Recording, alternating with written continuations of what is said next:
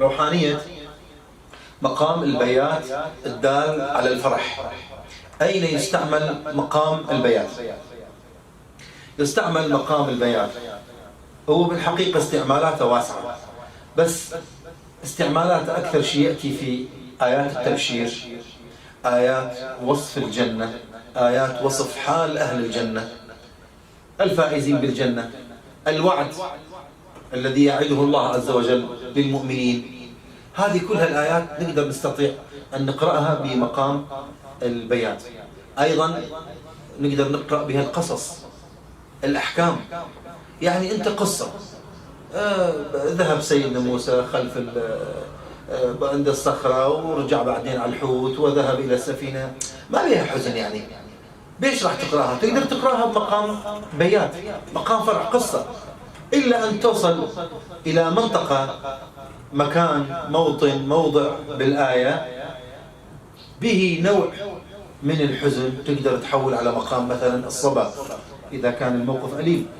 إذا كان موقف به نوع من الحزن تقدر تحول على مقام حجاز. إذا كان الموقف فيه شيء من العاطفة والشجن تقدر تروح مقام كرد. إن شاء الله هاي بعدين نوصلها.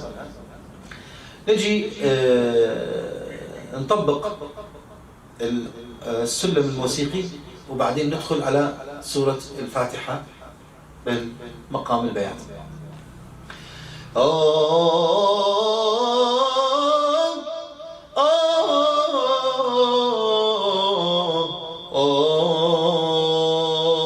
شوف الاستقرار.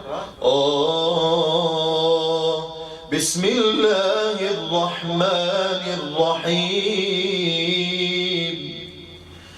الحمد لله رب العالمين، الرحمن الرحيم، مالك يوم الدين.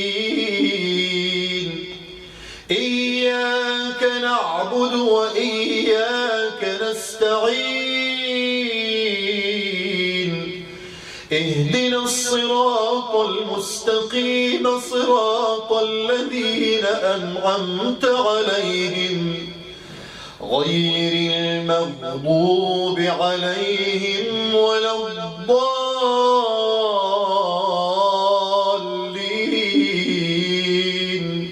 لاحظت؟